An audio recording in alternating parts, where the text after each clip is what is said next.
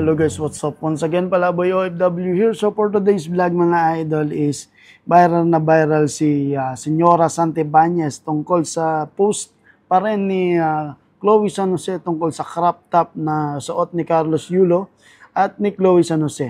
Ang sabi dito ni Senyora Santibanez, crop top mo ba yung suot ni Kaloy? Sumagot din to si Chloe San Jose. Talagang bibo na bibo to si Chloe San Jose sa mga ano niya, sa mga fans niya, di ba? Pinapatulan din eh.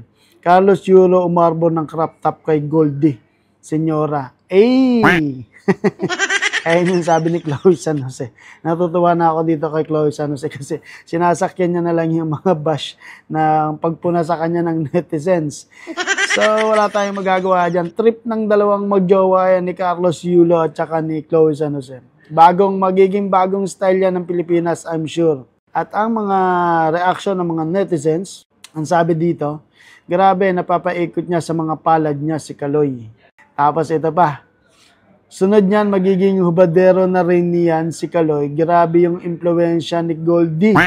Di lang ugali, pati pananamit. Siya ang masusunod, kamahalan. Ayan, sabi ng isang netizen. Wala. Si Kaloy, mahal na mahal niya si Chloe. Wala tayong magagawa dyan, mga lods. So, trip ng girlfriend niya, trip na rin ni Kaloy.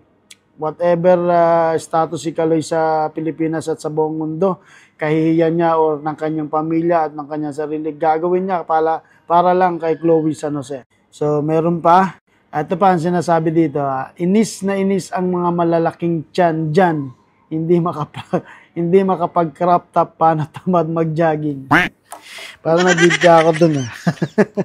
Medyo malaki rin yung tiyan ko pero hindi naman ako naiinis. Natutuwa nga ako sa trip ng dalawang magjowa. Trip nila yung mga lods, wala tayong magagawa dyan. Pero nasa Pilipinas tayo at syempre ang mga nanay natin, mga tatay natin ayaw ng ganyang trip. Pero yun nga, yung style na yan is dati pa naman na uso yan. Pero binabalik lang nila syempre. Alam niyo na mga kabataan, mga idol, wala namang masama sa trip nila. Pero sa mata ng nakakarami kasi, lalo na sa mga matatanda, sa mga nanay, mga tatay, ibang dating. Tsaka hindi bagay kay Carlos. Tsaka may binabagayan kasi yan. So, yun lang mga idol. Kayo mga idol, ano masasabi niyo dito sa fashion style ni Chloe at tsaka ni Carlos Yulo? Nakakatawa ba o nakakabwisit para sa inyo?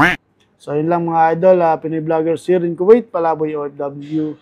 Sama natin si Rapi Sam Still and Brian Pantanar, mga idol. Mabuhay. Take for you. Take for you.